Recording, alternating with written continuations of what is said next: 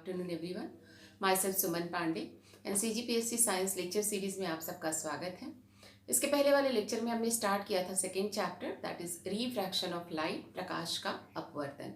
तो इसमें हमने अपवर्तन के कुछ रूल्स समझाए थे एंड देन जो मेन आपको पढ़ना है वो है कि अपवर्तन क्या होता है, और ये नेक्स्ट टाइम भी काम आएगा, नेक्स्ट लेक्चर में भी। सो अपवर्तन का मतलब होता है कि जब लाइट रे किसी एक मीडियम से किसी दूसरे मीडियम में जाती है तो जो उसका पाथ है वो बेंड हो जाता है। दैट मीन्स जो लाइट रे है वो बेंड हो जाती है। तो ये जो बेंडिंग है डिपेंड करेगा कि मीडियम कैसा है। तो मान लीजिए अगर मीडियम जो है, हम दो मीडियम लेंगे, रेयरर और डेंसर। अगर रेयरर से डेंसर में जाती है then towards normal, and then denser से रेयरर में जाती है तो अवे फ्रॉम नॉर्मल, अभिलंब से दूर हट जाएगी। तो ये दोनों रूल्स जो है वो हम आगे लेके चलेंगे, क्या काम आएगा। मेन जो है आपका इस वाले टॉपिक में हमारा डेंसर से रेयरर मीडियम में जब लाइट रे जाती है तो वो अवे फ्रॉम नॉर्मल हो जाती है। इसी पे बेस्ड है हमारा आज का lecture, that is real and virtual depth. Okay, तो ये क्या होगा कि अगर लाइट रे डेंसर से रेयरर में जा रही तो डेंसर मीडियम हम या तो ग्लास या फिर वाटर लेंगे, कंपेरेबल टू वो एयर क्योंकि रेयरर मीडियम है।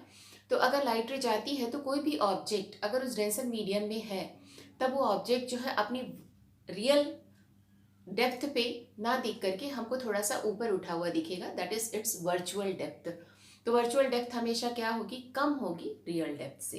ये क्यों होगी, हम बहुत सारे एग्जांपल्स के थ्रू इसको समझाएंगे। तो सबसे पहले हम इसको लेते हैं कि ये क्या होता है, रियल एंड वर्चुअल डेप्थ। तो मान लीजिए वाटर है और वाटर में नीचे जो है, यहाँ पे नीचे तली में, नीचे के सरफेस में कोई एक पॉइंट है, तो हमें ये पॉइंट जो है ऊपर उठा हुआ दिखाई देता है। तो ये क्यों दिखाई देगा, क्योंकि हम क्या करेंगे, यहाँ से दो रेज लेके चलेंगे, क्योंकि हमको कोई भी चीज़ कब दिखती है, जब एटलीस्ट दो रेज जो है उस ऑब्जेक्ट से आनी चाहिए, रिफ्लेक्ट होकर के वापस आनी चाहिए। तो मान लीजिए ये वाली एक रे है, पहली रे, जो कि क्या हो रही, नॉर्मल हम इंसिडेंस लेते हैं, दैट मीन्स ये सीधी जाने वाली रे। तो अगर इससे ऐसे सीधी जाती है तो क्या होता है, हमने बताया था सरफेस पे अगर कोई लाइट रे नॉर्मली इंसिडेंट होती है तो वो उसी मीडियम में जिस डायरेक्शन से आई है उसी डायरेक्शन में चले जाएगी। तो ये जो है डेंसर से रेयरर, ये हमारा डेंसर मीडियम है और ये है रेयरर मीडियम।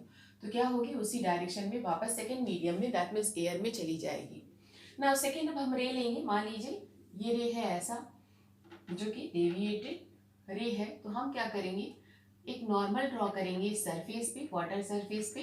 तो अब क्या होगी, डेंसर से रेयरर में जा रही है, इसलिए क्या होगी, ये लाइट रे अवे फ्रॉम नॉर्मल, यहाँ से दूर चली जाएगी। क्लियर है। तो हम क्या करेंगे, इन दोनों रेस को अगर हम मिलाते हैं तो ये पॉसिबल नहीं है कि मिले आगे की डायरेक्शन में, तो हम इस रे को पीछे की तरफ प्रोड्यूस करेंगे। तो जब हम इसको पीछे की तरफ प्रोड्यूस करते हैं तो ये जिस जगह पे मिलती है पहली वाली रे से, उसी जगह पे हमें ये वाला पॉइंट दिखाई देगा। तो ये जो पोजीशन है ये क्या है, इसकी वर्चुअल पोजीशन है। दैट मीन्स ऑब्जेक्ट तो रियल में यहाँ पे है, लेकिन हमें कहाँ दिख रहा है, यहाँ दिख रहा है। तो मान लीजिए ऑब्जर्वर, इसकी आई रहेगी ऑब्जर्वर की, ये रेयरर मीडियम। सो मान लीजिए दिस इज आई। तो जब ये देखेगा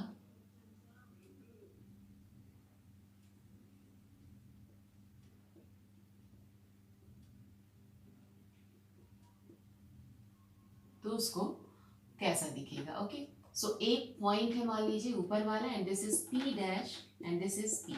सो AP is the real depth, suppose this is capital H, and जो AP डैश है ये जो है वर्चुअल डेप्थ होगी, दैट इज स्मॉल h। अगर हम लेके चलते हैं तब क्या होगा, रिलेशन जो निकलेगा, हमें क्या निकालना है, रिफ्रैक्टिव इंडेक्स क्या होगा। क्लियर है, हम क्या बोल रहे हैं, capital H is the real depth, क्या है position, that is AP, and AP dash जो है it is small h, that is virtual, और इसी को हम क्या बोलते हैं, वर्चुअल या फिर एपरेंट। सो एपरेंट डेप्थ।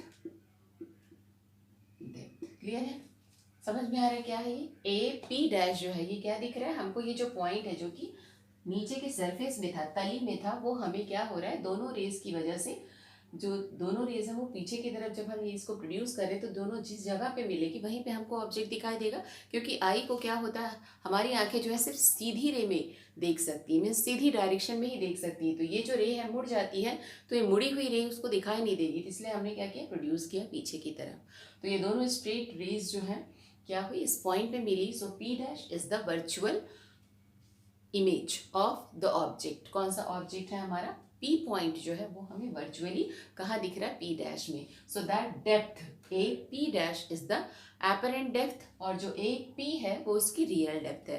तो मान लीजिए जो रियल डेप्थ है it is capital H, and जो वर्चुअल डेप्थ है वो है स्मॉल एच। तो जो रिफ्रैक्टिव इंडेक्स होता है किसका हम निकालते हैं, रिफ्रैक्टिव इंडेक्स डेंसर मीडियम का। तो डेंसर जो क्या है, वाटर है हमारा, किसके कंपैरिजन में, एयर के कंपैरिजन में। सो ए म्यू डब्ल्यू क्या बोल रहे हैं, अपवर्तनांक इज इक्वल टू क्या रिलेशन होता है, real depth divide bye virtual depth. Okay, virtual depth इसी को बोलते हैं अपवर्तनांक इज इक्वल टू। तो रियल डेप्थ हमारी कितनी है, capital H by small H, that is mu. तो अपवर्तनांक का हमारा रिलेशन आ जाएगा। अब देखेंगे इसमें क्या होता है कि कितना शिफ्ट हुआ, दैट मीन्स ये जो ओरिजिनल पोजीशन थी वो वर्चुअली हमको यहाँ दिख रही है, तो कितनी शिफ्टिंग होगी। तो दैट शिफ्टिंग इज कॉल्ड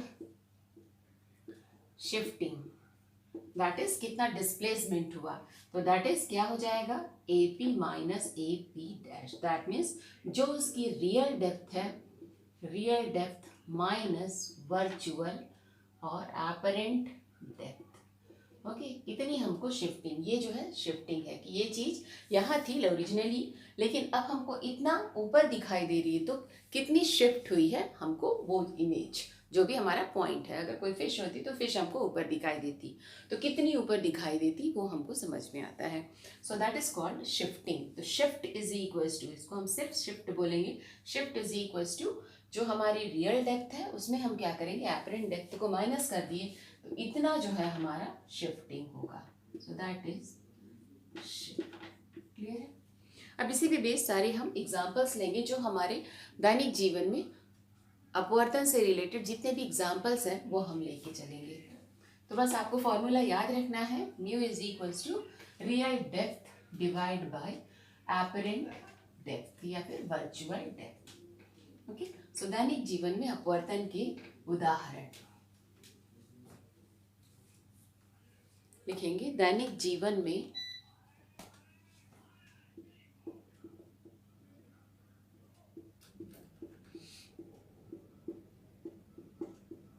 अपवर्तन के उदाहरण क्या रहेगा, examples of refraction in daily life, in our daily life. तो सबसे पहला जो एग्जाम्पल है दैट इज तारों का टिमटिमाना। तारों का टिमटिमाना, जो ट्विंकलिंग है वो स्टार्स की, वो क्यों है, क्योंकि जो तारे हैं वो हमसे काफ़ी दूर हैं, अर्थ से काफ़ी दूर हैं, मतलब एटमॉस्फेयर के भी ऊपर हैं। तो एटमॉस्फेयर के ऊपर अगर हम देखते हैं तो तारे जैसे हैं वैसे ही दिखाई देंगे, दैट मीन्स कोई ट्विंकलिंग नहीं होगी। लेकिन अगर वो जैसे उसकी लाइट जो है एंटर करती है एटमॉस्फेयर में, तो एटमॉस्फेयर में बहुत सारी गैसेस हैं, बहुत सारी एयर है। तो एयर जो है दैट मीन्स जो डेंसिटी है हर लेयर की वो अलग अलग होगी। तो डेंसिटी की वजह से हो सकता है कि जिस जगह डेंसिटी ज़्यादा है, जहाँ डेंसिटी ज़्यादा है वहाँ रिफ्रैक्टिव इंडेक्स ज़्यादा हो जाएगा, जहाँ डेंसिटी कम है वहाँ रिफ्रैक्टिव इंडेक्स कम हो जाएगा। तो जो लाइट रे है वहाँ से जब रिफ्रैक्ट होकर के आएगी, क्यों, कहाँ से आ रही, वैक्यूम से कहाँ आ रही है, एयर में जैसी एंटर करती है वो मुड़ जाती है, अपवर्तनांक उसका अपवर्तनांक अलग हो जाता है, क्योंकि रिफ्रैक्टिव इंडेक्स जो है वो चेंज हो जाता है। तो क्या होगा, जो मीडियम रेयरर से डेंसर में जब लाइट रे आएगी तो वो मुड़ जाएगी। तो जो मुड़ी हुई रे है वो क्या होगी, बहुत सारी अलग अलग मीडियम को क्रॉस करती हुई जब आएगी तो जिगजैग पाथ बनाएगी। तो हो सकता है कि कहीं हवा ज़्यादा चल जाए तो हो सकता है तुरंत उसी जगह पे रिफ्रैक्टिव इंडेक्स कम हो जाए। तो क्या होगा, जैसे रिफ्रैक्टिव इंडेक्स कम हुआ फिर से उसका जो पाथ है वो चेंज हो जाएगा।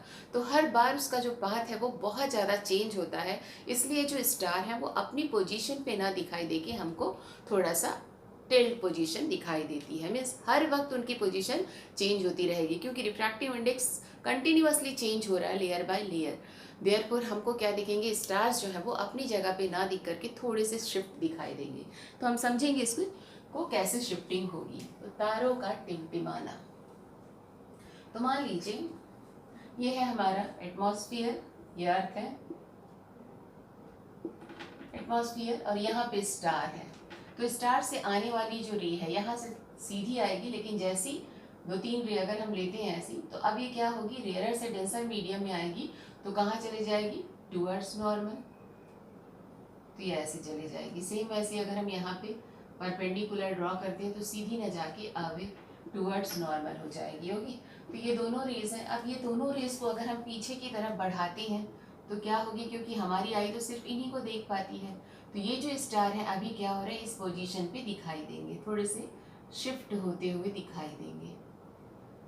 जहाँ है वो वहाँ ना दिखाई दे के थोड़े से अब हमको यहाँ पे दिखाई दे रहे हैं। तो ये जो शिफ्टिंग है वो कंटिन्यूअसली चेंज होगी। क्यों बोल रहे हैं, क्योंकि ये जो मीडियम है, जो हमारा एटमॉस्फेयर है, यहाँ पे बहुत सारी गैसेस है, नाइट्रोजन है, ऑक्सीजन है, एयर है, बहुत सारी गैस। तो हो सकता है किसी जगह पे इनकी डेंसिटी ज़्यादा हो, तो जहाँ पे डेंसिटी ज़्यादा होगी वहाँ पे जो मीडियम है वो क्या हो जाएगा, डेंसर हो जाएगा। लेकिन जहाँ पे डेंसिटी कम है, क्योंकि एयर भी कंटिन्यूअसली हवा चलते रहती, कोई कांस्टेंट एक जगह पे नहीं है, स्थिर नहीं है, तो जब चलेगी तो क्या होगा, उस जगह पे अचानक हवा चल गई जैसी, तुरंत रेयरर मीडियम हो गया। तो ये जो मीडियम है वो कंटिन्यूअसली लेयर बाय ये पूरी लेयर का मीडियम चेंज हो रहा है कंटिन्यूअसली, तो इसलिए लाइट रे क्या होगी, हो सकता है कहीं बेंड्स टूवर्ड्स नॉर्मल हो जाए, कहीं अवे फ्रॉम नॉर्मल। तो जब ये लाइट रे ऐसी यहाँ इस एटमॉस्फेयर में जैसी एंटर करेगी, हो सकता है ऐसे जिगजैग पाथ बनाए। ओके, बहुत सारी ऐसी ऐसी जिगजैग पाथ के थ्रू आएंगी। तो मान लीजिए अगर हम लेके चलते कि स्टार से आने वाली 4-5 लाइट रे जो है अगर वो आ रही है तो कैसे पाथ इसका चेंज होगा यहाँ पहुँचने पर। ओके, तो मान लीजिए ये 4-5 रेज हैं जो कि सीधी आ रही थी, लेकिन जैसी वो इस मीडियम में एंटर करी, हो सकता है क्या हो, मीडियम में जाने पे इधर चली जाए, हो सकता है कुछ लाइट रे इधर चली जाए। ओके, डिपेंड करेगा। तो अभी हमको क्या हो रही, किसी पर्टिकुलर टाइम पे ऐसे, तो ये सिर्फ 3, ये हमारी आँख है, सपोज ये हमारी आँख है, अगर देख रही है तो हो सकता है ये क्या हो, हम क्या बोल रहे, स्टार से आने वाली लाइट रे, मान लीजिए 5 रेज हैं, तो ये क्या है, पूरा का पूरा वैक्यूम है हमारा। इसके बाद एटमॉस्फेयर में जैसी एंटर करती है, ये अर्थ पे अगर हम है देख रहे हैं, तो इससे जो 4-5 लाइट रेज आ रही हैं, जैसी मीडियम में एंटर करी, हो सकता है ये ऐसे बेंड हो जाए, तो ये 2 लाइट रे हमको दिखाई ना दे, सिर्फ 3 दिखाई दे एट अ पर्टिकुलर टाइम। लेकिन फिर हो सकता है जैसी हवा चले, हो सकता है मीडियम फिर से कुछ चेंज हो जाए और ये 2 लाइट रे फिर से ऐसी बेंड हो जाए, तो अब क्या होगा, और ये डिम हो जाएगा। तो जैसी ट्विंकल होना मतलब डिम होना, या फिर से बहुत ज़्यादा शाइन होना।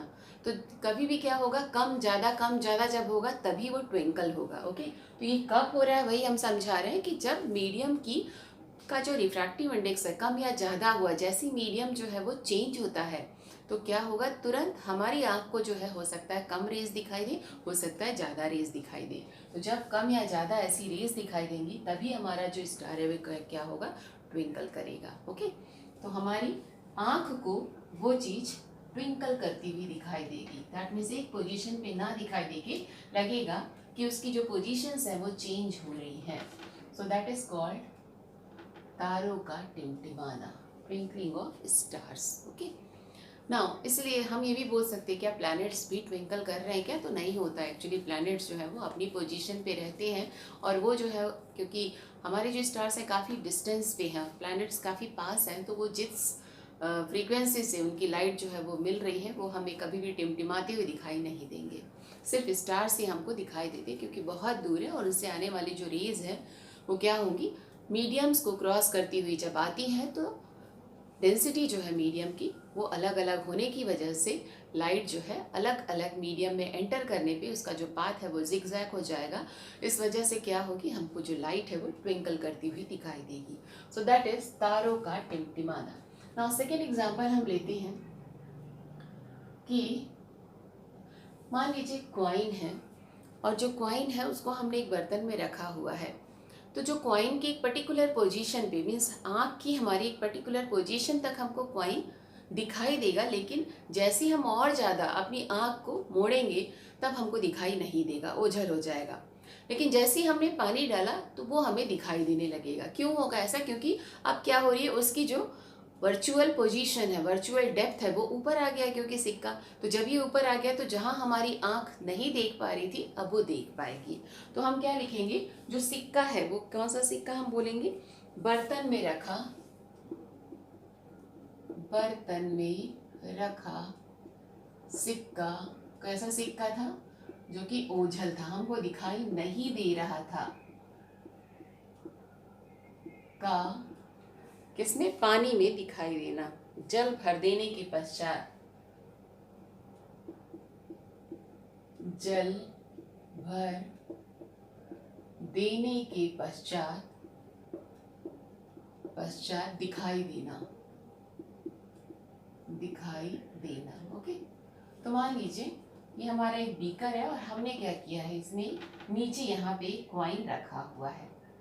तो कॉइन से जब लाइट रे ऐसा, मान लीजिए सबसे लास्ट पोजीशन है, मान लीजिए यहाँ पे, तो जो लाइट रे है ऐसे जा रही है और हमारी आई है, तो हमको यहाँ और इसके ऊपर तक, यहाँ तक पूरा दिखाई देगा ये सिक्का। ओके, मान लीजिए this is C B position है यहाँ पे और this is A, C B A. ऐसी जो लाइट रे है वो क्या हो रही है, इससे जो यहाँ अभी सीधी जा रही, जो भी रिफ्लेक्ट होकर के लाइट इस कॉइन से जा रही है वो सीधी जा रही है, क्योंकि यहाँ पे मीडियम जो है सब जगह एयर है, लाइट जो है डेविएट नहीं होती है। तो इस पोजीशन तक अगर हमारी आई है तो ये सिक्का हमको दिखाई देगा। लेकिन हम जैसे ही थोड़ा सा भी टिल्ड करेंगे वो सिक्का हमको दिखाई नहीं होगा, क्योंकि हम ओझल हो जाएगा इधर से, क्योंकि बर्तन आ गया है तो ओझल हो गया ये, तो अब हमको ये सिक्का दिखाई नहीं देगा। लेकिन जैसे ही हमने इसमें पानी भरा, तो पानी भरने के पश्चात क्या होगी, जो लाइट रे है, यही लाइट रे, ये भरा हुआ है पूरा, अब ये लाइट रे क्या होगी, जब यहाँ से जाएगी तो ये बेंड हो जाएगी। कहाँ से? ये टूवर्ड्स नॉर्मल, ये नॉर्मल है सपोज, तो ये बेंड हो गई। अब अगर ये बेंड होती है, ऐसा हो गई मान लीजिए, तो ऐसी हो गई, तो अब हम इसको क्या करेंगे, पीछे की तरफ बढ़ाएंगे, है ना। फिर से यहाँ से पहली वाली रे ले लीजिए, तो ये रे जो सीधी जा रही है वो क्या हो रही, नॉर्मल इंसिडेंस है। मतलब इसके लिए क्या होता है, I इज इक्वल्स टू 0, तो R is equals to 0 normal incidence के लिए, ये ऐसा। तब क्या होगी, ये सीधी चली जाएगी सेकेंड मीडियम में। अब जब हम इसको पीछे की तरफ बढ़ाते हैं, प्रोड्यूस करते हैं, तब ये क्या हो रही, अब अगर हमने आँख को यहाँ लाया तो भी हमको दिखाई देगी, तो दिखाई देगी। ओके, दैट मीन्स अब अगर हमने आँख की पोजीशन नीचे कर ली है तो जो चीज़ हमको दिखाई नहीं दे रही थी अब वो दिखाई देगी और हमको लगेगा ये जो सिक्का है ये ऊपर उठ गया है। ओके, तो जो ओझल था सिक्का, जो दिखाई नहीं दे रहा था, वो हमको ऊपर उठा हुआ दिखाई देगा because of refraction. Okay, this is normal. दो रे लेंगे हम, पहली रे हम क्या बोल रहे हैं, जो कॉइन से होके जा रही है, इट इज नॉर्मल इंसिडेंस ऊपर की तरफ। तो अब ये जो पोजीशन आएगी, this is B A dash. पहली रे जो है ऊपर जा रही है, नॉर्मल इंसिडेंस है, तो जिस डायरेक्शन से जा रही थी उसी डायरेक्शन से सेकेंड मीडियम में एंटर करेगी।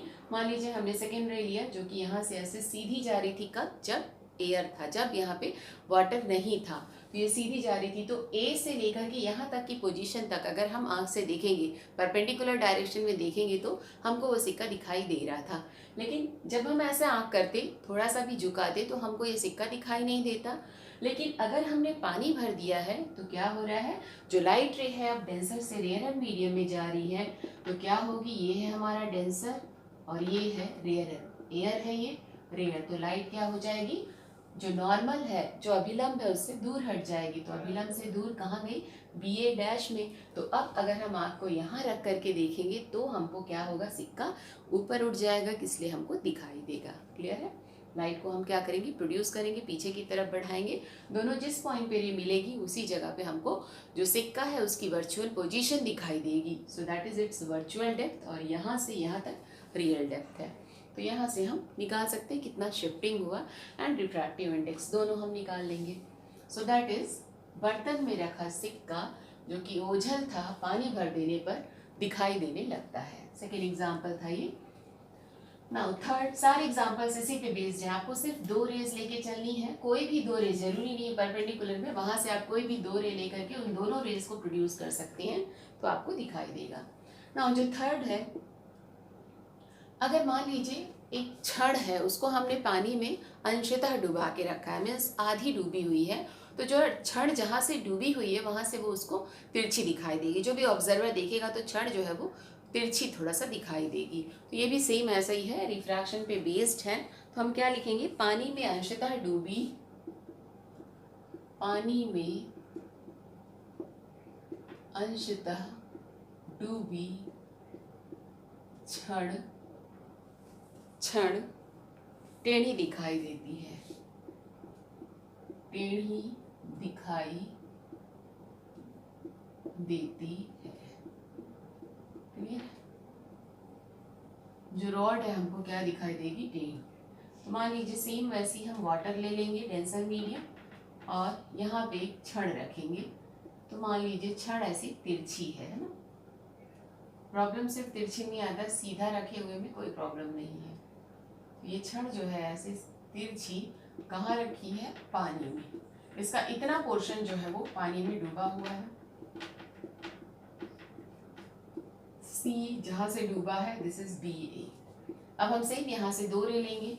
सबसे पहली वाली जो रे है वो कहाँ जाएगी, मान लीजिए परपेंडिकुलर डायरेक्शन में हम लेते हैं, ये ऐसा चले जाएगी। और जो सेकेंड रे है, जब हम यहाँ से, ये जैसी पानी से निकली यहाँ से, तो ये क्या हो जाएगा, हम कहीं भी थोड़ा सा पहले भी बना सकते हैं ऐसा। तो अब हम क्या करेंगे, यहाँ पे परपेंडिकुलर ड्रॉ करेंगे, नॉर्मल रहेगा, तो नॉर्मल से सीधी ना जाके क्या हो जाएगी, बेंड्स अवे फ्रॉम नॉर्मल। अब ये जो है पीछे की तरफ बढ़ाने पे जिस पॉइंट पे मिलेगी, दैट इज यहाँ मिल रही है, अब सॉरी यहाँ मिल रही है पहली वाली रे से, ओके, जहाँ यहाँ मिल रही है। तो ये जो छड़ का पॉइंट है अब ये यहाँ दिखेगा। इसका मतलब है ये जो बी था पॉइंट, जितना डूबा था, बी ए था, तो अब ये छड़ क्या दिखेगी, ऐसी उठी हुई दिखाई देगी हमको। तो ये जो ए पोजीशन है वो शिफ्ट हो जाएगा, that is B A dash, okay. ये शिफ्टिंग हो जाएगी, जितना डूबा है सिर्फ वही चीज हमको क्या होगी, ऊपर दिखाई देगी। ये नॉर्मल है, ये क्या हो गई, अवे फ्रॉम नॉर्मल। सीधी जानी चाहिए थी इसको ऐसे, लेकिन ये क्या हो गई, नॉर्मल से, विलंब से दूर हट गई है। तो क्या होगी, हमको ये लाइट रेज जो है दोनों जिस जगह पे मिलेंगी, ये परपेंडिकुलर वाला और ये यहाँ पे मिली, तो ये हमारी वर्चुअल पोजीशन हो रही है। इसका मतलब ये जो छड़ है, छड़ का नीचे वाला पोर्शन ये यहाँ दिखाई दे रहा है, इसलिए छड़ जो है इतना तो सेम दिखाई देगा, लेकिन बी ए जो डूबा हुआ पोर्शन था अब वो कितना दिखाई दे रहा है, बी ए डैश। इसलिए हमको छड़ क्या दिखेगी, मुड़ी हुई दिखाई देगी। तो आप इसको बड़े अच्छे से समझा सकते हैं, सेम वैसे कि अगर उस पॉइंट से, मीन्स छड़ से कोई भी 2 लाइट रे डेंसर से रेयर मीडियम में अगर अपवर्तित होती है, तो जिस जगह पे मिलती है ये, वह आभासी प्रतिबिंब कहाँ बनाती है, ए डैश पे बनता है उसका। इसीलिए जो छड़ है वो बी ए डैश पोर्शन जो है वो मुड़ा हुआ दिखाई देगा।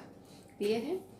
तो हम क्या बोलेंगे, सी बी एक सीधी छड़ है, सी बी एक सीधी छड़ है, इसका कुछ भाग बी ए अगर पानी में अंदर डुबाया जाता है तो डूबा हुआ भाग जो है देखने पर ए डैश बी जैसा दिखाई देता है, ओके, दिखाई देगा।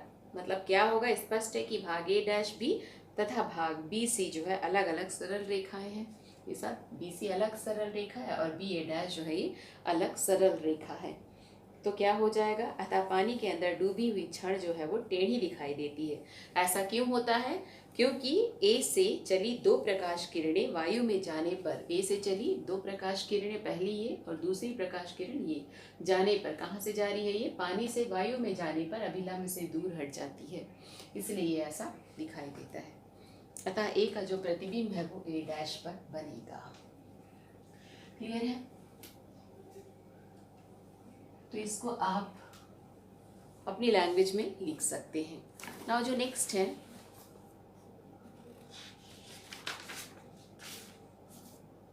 वो है स्वच्छ जल में तालाब की जो गहराई है वो वास्तविक गहराई से कम प्रतीत होती है। नंबर 4, स्वच्छ जल में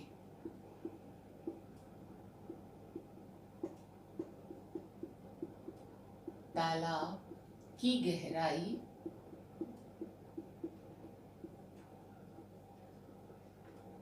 वास्तविक गहराई से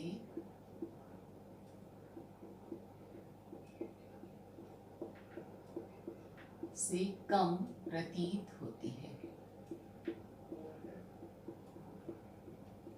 ठीक है, तो एक तालाब है, मान लीजिए पॉन्ड है, सेम वैसी जैसी अभी हमने समझाया था पहला वाला। तो इसके जो हर पॉइंट है, ये नीचे जो है तालाब जो है उसकी तली में दो हम पॉइंट लेंगे, ये है पहली रे एंड जो सेकेंड रे है सेम ऐसी बनाएंगे, अभिलंब से दूर चली जाएगी ये, तब क्या होगी, दोनों रे जो जहाँ पे मिलेंगी वही इसकी आभासी गहराई है। मतलब अब हम ये जो तालाब है ये हमारा वर्चुअल सेम डेप्थ है और ये था हमारा रियल डेप्थ एच। ओके, तो क्या हो रहा है, जो तालाब है उसकी जो वास्तविक गहराई है वो हमको कम प्रतीत होगी बिकॉज ऑफ रिफ्रैक्शन। ओके, तो हम क्या जानते हैं, म्यू इज इक्वल्स टू, हमें पता है क्या, अगर वाटर का लेते हैं रिफ्रैक्टिव इंडेक्स किसके कंपैरिजन में, एयर के कंपैरिजन में, तो ये क्या होता है, वास्तविक गहराई बाय आभासी गहराई, आभासी गहराई। ओके, गहराई। तो अब क्या हो जाएगा, क्योंकि हमको पता है वाटर का रिफ्रैक्टिव इंडेक्स कितना होता है, 4/3, so that is 4/3 is equals to वास्तविक गहराई बाय आभासी गहराई। तो अब हम अगर आभासी गहराई निकालते हैं, आभासी गहराई, तो ये क्या आ जाएगी, आभासी गहराई, यहाँ से वास्तविक गहराई बाय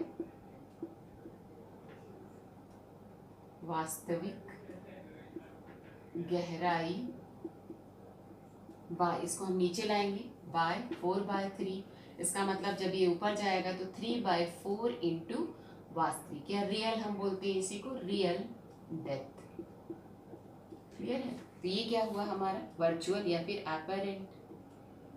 सो एपरेंट डेप्थ जो है वो क्या हो रही है, जो वास्तविक है रियल डेप्थ जो है उसका सिर्फ 3/4 पोर्शन ही आपको दिखाई दे रहा है।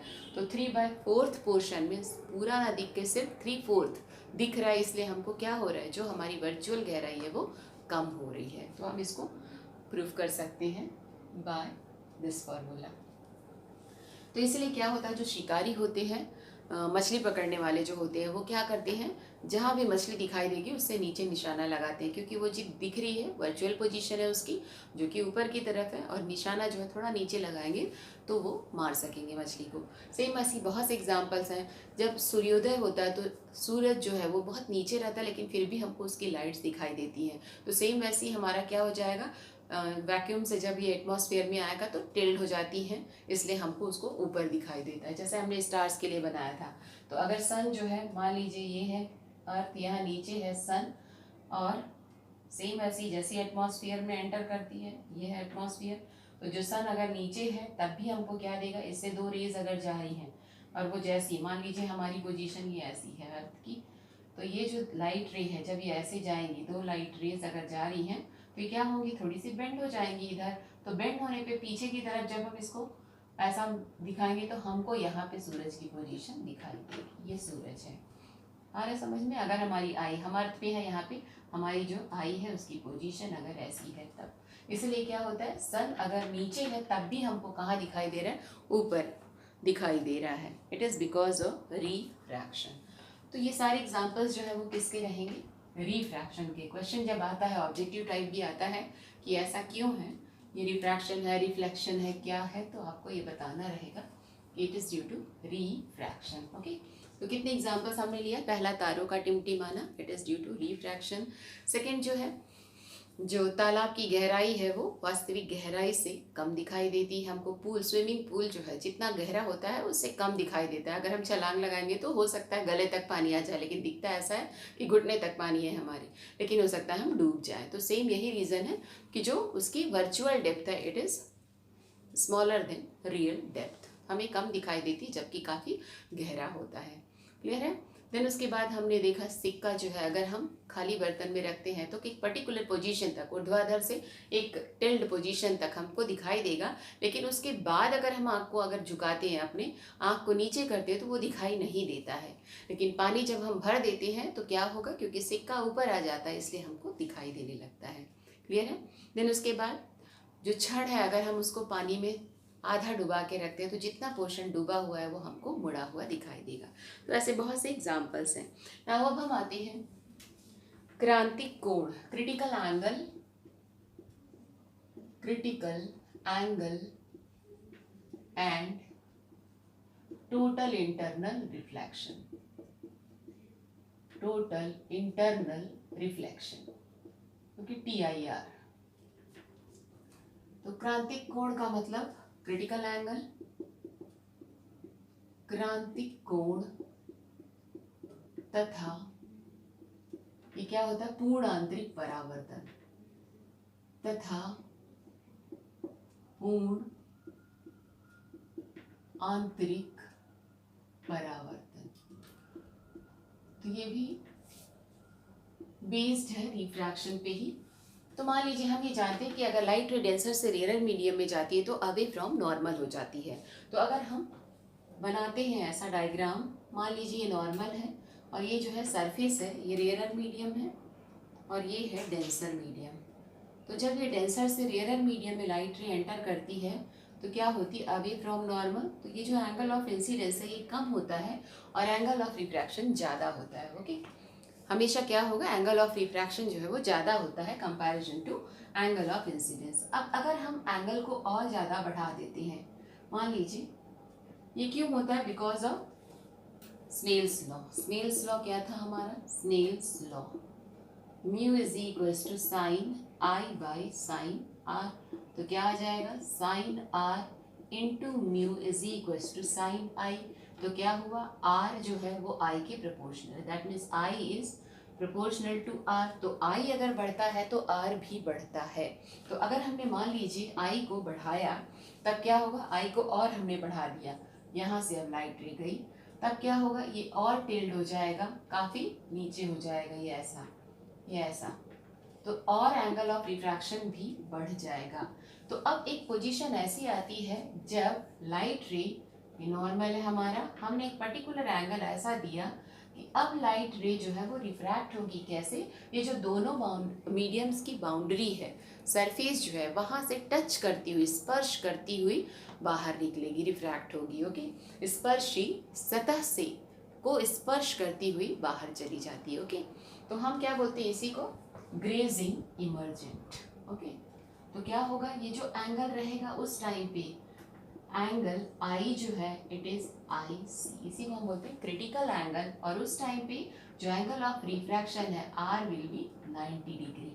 तो क्या होगा, इंसिडेंट एंगल के एक पर्टिकुलर वैल्यू पे जो एंगल ऑफ रिफ्रैक्शन है अगर वो 90 डिग्री हो जाता है तो उस एंगल ऑफ इंसिडेंस को हम क्या बोलेंगे, क्रिटिकल एंगल। ओके, और ये समझ में हम क्या बोल रहे हैं कि जो एंगल ऑफ इंसिडेंस है वो क्या हो रहा है, किसके प्रोपोर्शनल है, एंगल ऑफ रिफ्रैक्शन की। अगर हम लाइट रे को डेंसर से रेयरर मीडियम में भेजते हैं तो एंगल ऑफ इंसिडेंस कम होता है और एंगल ऑफ रिफ्रैक्शन ज़्यादा होता है।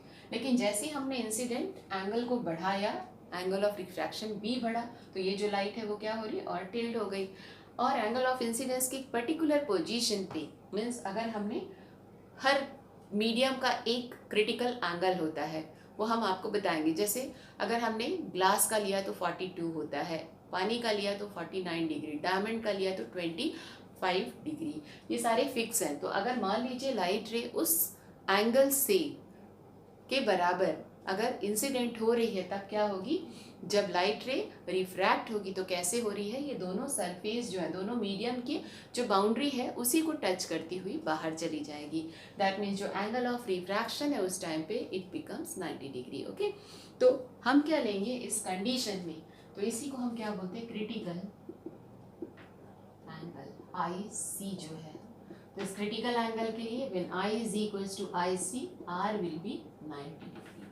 अब अगर और हमने बढ़ा दिया तब क्या होगा, इस क्रिटिकल एंगल से भी अगर ये जो आई की वैल्यू है अगर वो क्रिटिकल एंगल से भी ज़्यादा बढ़ जाए तब क्या होगा, अब जो लाइट रे, क्योंकि ये मैक्सिमम रिफ्रैक्शन हो गया है, तो अब जो लाइट रे है क्या होगी, उसी मीडियम में पूरी तरह से टोटली रिफ्लेक्ट होकर के वापस आ जाएगी।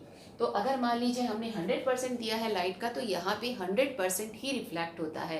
हमने जब रिफ्लेक्शन मिरर से पढ़ा था तो क्या होता है, मिरर में कुछ ना कुछ पोर्शन जो है वो एब्जॉर्ब कर लेता है मिरर। सपोज हमने 100% लाइट भेजी तो हो सकता है 4% लाइट को वो एब्जॉर्ब कर ले और सिर्फ 96% लाइट को ही रिफ्लेक्ट करे।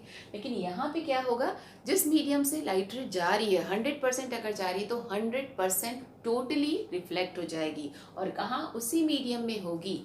कैसे होगी, मान लीजिए ये है परपेंडिकुलर और ये जो है आई जो हम ले रहे हैं, ये आई इज ग्रेटर देन आई सी अगर लेते हैं तो लाइट जो है वो सेम एंगल बनाती हुई रिफ्लेक्ट हो जाएगी। सो that is angle of reflection. Okay, same वैसी ये हमारा रेयरर मीडियम है और ये डेंसर मीडियम है, डेंसर मीडियम। ये ऐसी गई लाइट, रिफ्लेक्ट हो गई। सो this is total internal reflection. Okay, ये हमारी इंसिडेंट रे रहेगी, इंसिडेंट रे,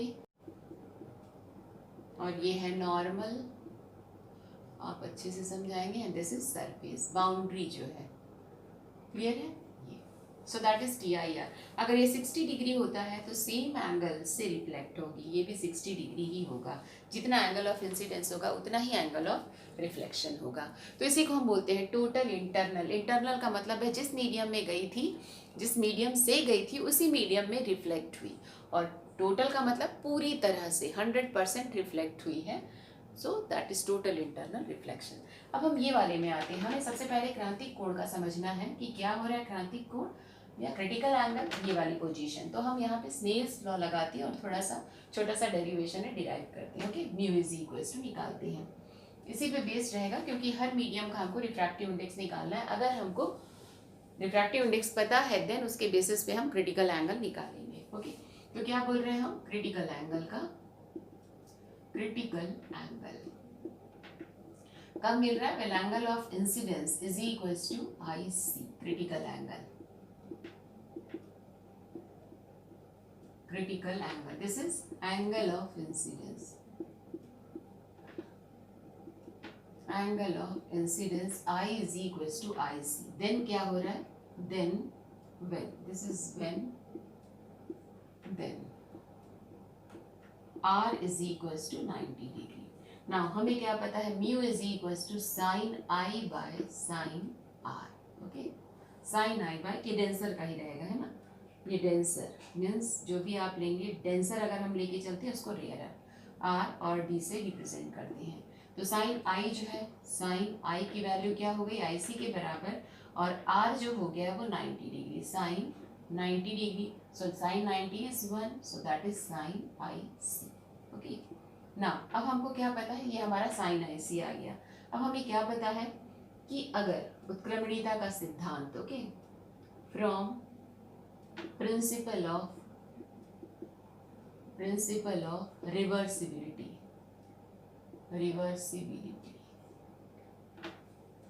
क्या रहेगा, I, angle of incidence I कहाँ पे है, डेंसर में है, तो ये जो है आपका रेयर डेंसर मीडियम का refractive index sine I by sine R है ना, उल्टा होता है जस्ट। हाँ, एंगल ऑफ इंसिडेंस I, ये क्या था, डेंसर था तो ये उल्टा रहता है, रेयरर, एंड देन ये D, स्मॉल d लेके चलते हैं, दिस इज D। ना अब क्या होता है, हमें क्या पता है कि D म्यू R जो है it is 1 by R mu D, ये उत्क्रमणीयता का सिद्धांत हमने पढ़ा है पहले ही। तो अब क्या होगा, ये हमारा क्या निकला है, साइन I के बराबर R, तो हमें क्या निकालना है, R म्यू D। इसका मतलब ये क्या होगा, ये R mu D is equals to, denser medium का ही हमें चाहिए, so this is mu R D। इसका मतलब ये चाहिए हमें, so that is 1 by sine IC, क्योंकि D म्यू R की वैल्यू कितनी है, साइन IC के बराबर। सो दैट इज रिफ्रैक्टिव, क्योंकि हमको क्या चाहिए, जिस मीडियम में जा रही है लाइट रे, टोटली इंटरनली रिफ्लेक्ट हो रही है जो, या फिर ये वाला जहाँ जा रही थी, कहाँ जा रही थी वो, रेयरर मीडियम में डेंसर से, तो हमको डेंसर मीडियम का रिफ्रैक्टिव इंडेक्स निकालना है। रेयरर तो हवा में ही जा रही है, हमको पता है 1, तो यहाँ से क्या करेंगे हम, क्रिटिकल एंगल जो है वो निकाल सकते हैं, IC, साइन IC। तो कैसे निकलेगा ये, therefore sine IC is equals to sine IC is equals to 1/r mu d, okay, या फिर IC is equals to sine inverse 1/r mu d। क्या है ये, डेंसर मीडियम का refractive index with respect to rarer medium, okay. अब एक example लेके चलते हैं। मान लीजिए हमें क्या है पता, हवा और पानी का कॉम्बिनेशन हम लेते हैं। सबसे पहला वाटर एंड हवा, पहले हम air, rare air and water combination रहेगा तब, क्लियर है। तो हमें क्या पता है, refractive index of water with respect to air, ये हमको पता है। वाटर का कितना होता है 1.33 या 4/3, तो ये क्या पता है हमको, refractive index of water with respect to air, ये पता है। देयरफॉर हम क्या निकालेंगे, IC is equals to sine inverse 1/, ये क्या रहेगा हमारा, air mu W, so that is sine inverse 1/4/3, तो ये 3/4। तो जब आप इसको सॉल्व करेंगे तो ये आएगा IC 49 के अबाउट आएगा, 49 डिग्री के अबाउट। तो जो क्रिटिकल एंगल है याद रखिए, ये पानी का with respect to air is 49 degree, ये न्यूमेरिकल बनाने में काम आएंगे, 49 डिग्री, क्लियर है।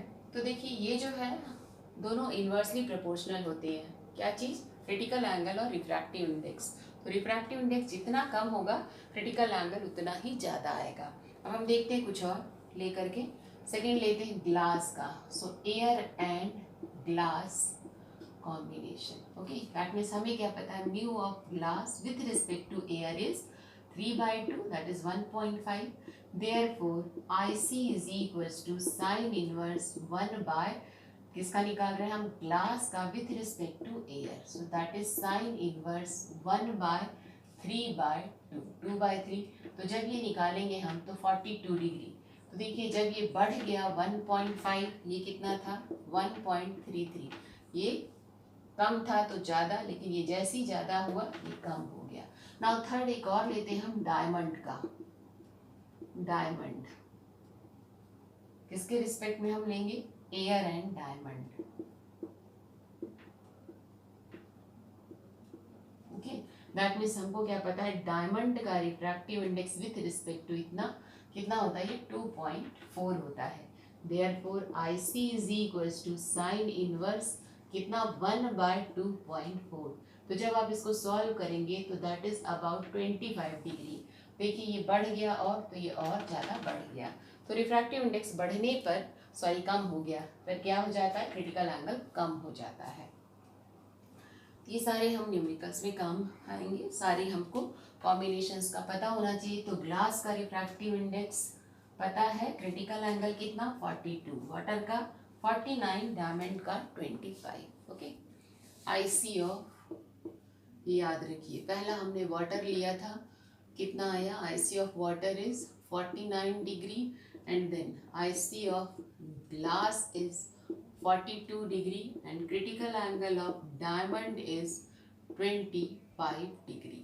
इनका रिफ्रैक्टिव इंडेक्स कितना था, म्यू जो है 1.33, दैट इज 1.5, 2.4। तो जैसे जैसे रिफ्रैक्टिव इंडेक्स बढ़ रहा है क्रिटिकल एंगल की वैल्यू कम हो रही है, क्लियर है। तो यही हम दिखाएंगे, जो क्रिटिकल एंगल है वो किस पे डिपेंड करता है, okay. So factors affecting the critical angle, next लिखेंगे फैक्टर्स अफेक्टिंग क्रिटिकल एंगल, किसको, क्रांतिक कोण को प्रभावित करने वाली कारक, प्रभावित करने वाले कारक, क्लियर है। तो सबसे पहला जो है वो माध्यम के जोड़ों पर रहेगा, माध्यम के जोड़े पर, ओके। लाइट रे कहाँ से जाएगी? पहली कंडीशन ये है कि डेंसर से रेयर है, तो हो सकता है जो डेंसर है वो ग्लास ले सकते हैं, हम पानी ले सकते हैं, डायमंड ले सकते हैं, तो हर बार चेंज हो रहा है। जैसे हमने देखा अभी क्रांतिक कोण का मान देखा, वाटर रहता है तो 49, ग्लास रहता है तो 42, और अगर डायमंड रहेगा तो 25। तो ये डिपेंड किस पे करेगा? माध्यम के जोड़े पर। दूसरा जो मीडियम है वो रेयर ही है, वाट हम जनरली यहाँ एयर ही लेते हैं रेयर, लेकिन जो डेंसर मीडियम है वो हम वेरी कर सकते हैं। तो जो भी रहेगा उसके बेसिस पे, तो ये आपको पूरा इसको समझा देंगे, ये पूरा चीज इसी में आ जाएगा। ओके, माध्यम की जोड़ी पे। नाउ सेकंड जो है वो कलर पे या वेव लेंथ पे, कलर पे जो लाइट है उसके कलर पे डिपेंड करेगा। दैट मीन्स क्या? एक तो तरंग दैर्घ्य भी बोल सकते हैं या फिर कलर, कलर और वेव लेंथ। तो देखेंगे लास्ट टाइम हमने ये भी समझाया था कि रिफ्रैक्टिव इंडेक्स जो है वो कलर पे कैसे डिपेंड करता है। तो जो वॉयलेट कलर है उसका वेवलेंथ जो है सबसे कम होता है, तो रिफ्रैक्टिव इंडेक्स ज़्यादा। तो यहाँ पे क्या होगा? इन्वर्सली प्रोपोर्शनल है, तो रिफ्रैक्टिव इंडेक्स अगर ज़्यादा होता है दैट मीन्स क्रिटिकल एंगल की वैल्यू कम होगी। तो देखेंगे कैसे होगा। सो सबसे पहले हम क्या लेंगे? वॉयलेट कलर का वेव लेंथ जो होता है वो कम होता है, इसीलिए जो रिफ्रैक्टिव इंडेक्स है वो ज़्यादा था, किसका? वॉयलेट का। देयरफॉर जो क्रिटिकल एंगल है IC ऑफ वॉयलेट कलर क्या होगी? वो कम होगी। लेकिन अगर हम वेवलेंथ किसका लेते हैं? Sorry, wavelength of violet. Now wavelength of red बहुत ज़्यादा होता है, मैक्सिमम होता है, देयरफॉर रिफ्रैक्टिव इंडेक्स ऑफ ये जो है कम होगा, और IC जो है ऑफ रेड जस्ट इसका उल्टा, तो ये हाई होगा।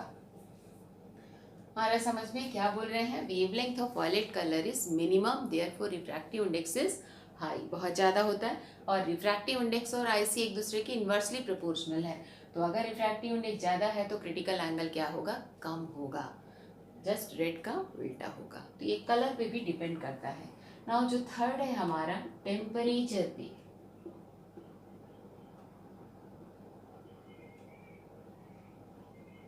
टेम्परेचर तापमान पे।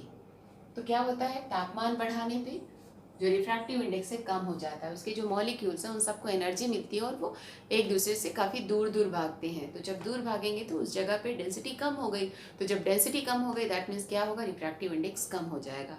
सो जैसे ही टेम्परेचर बढ़ाया रिफ्रैक्टिव इंडेक्स कम हुआ, रिफ्रैक्टिव इंडेक्स कम हुआ दैट मीन्स क्रिटिकल एंगल की वैल्यू जो है वो ज़्यादा होगी। और जस्ट उल्टा हम ले सकते हैं, तो जो टेम्परेचर है हम क्या बोल रहे हैं? अगर हम बढ़ाते हैं तब रिफ्रैक्टिव इंडेक्स जो है वो कम होता है, देयरफॉर जो क्रिटिकल एंगल है IC की वैल्यू वो बढ़ जाएगी। और अगर हम टेम्परेचर कम करेंगे रिफ्रैक्टिव इंडेक्स बढ़ेगा, देयरफॉर क्रिटिकल एंगल जो है वो घट जाएगा। ओके, तो ये सारे रिलेशन हैं। तो ये क्या है कि क्या क्या फैक्टर्स जो है वो अफेक्ट करेंगे किसको? क्रांतिक कोण को या फिर क्रिटिकल एंगल को।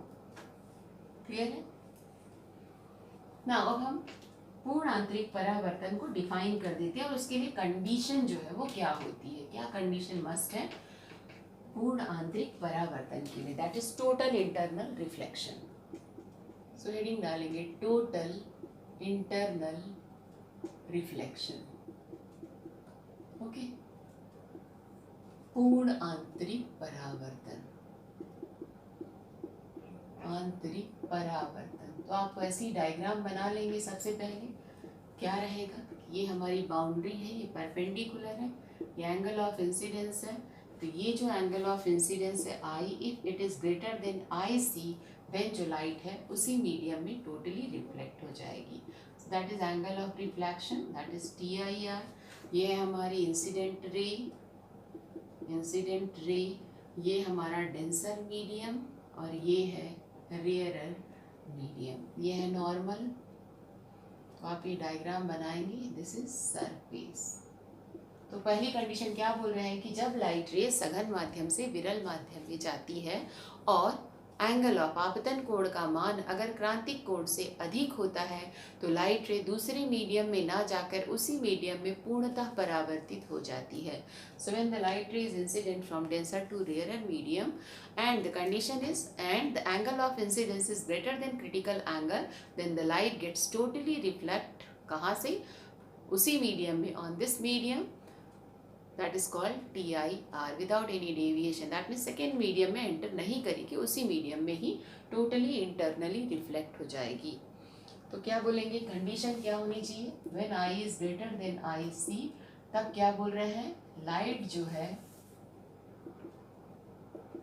उसी माध्यम में, आप इसको समझा दीजिएगा कि जब कहाँ, जब प्रकाश किरण सघन से विरल विरल में जाती है, second I is greater then विरल में जाती है, तब आई इज ग्रेटर देन, तब लाइट उसी माध्यम में पूर्णतः परावर्तित हो जाएगी जिस मीडियम से गई है। तो कंडीशन क्या है इसके लिए, जो कि मस्ट है, कंडीशंस पहला हमारा क्या होना चाहिए, सघन से विरल में जाना चाहिए लाइट रे को, ओके, डेंसर टू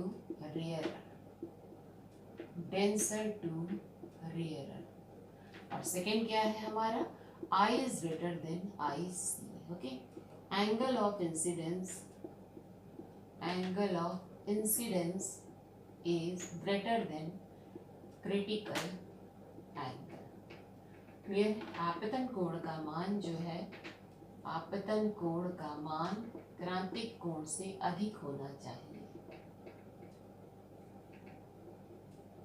क्रांतिक कोण से। तो ये दो मेन कंडीशंस है किसके लिए, पूर्ण आंतरिक परावर्तन की।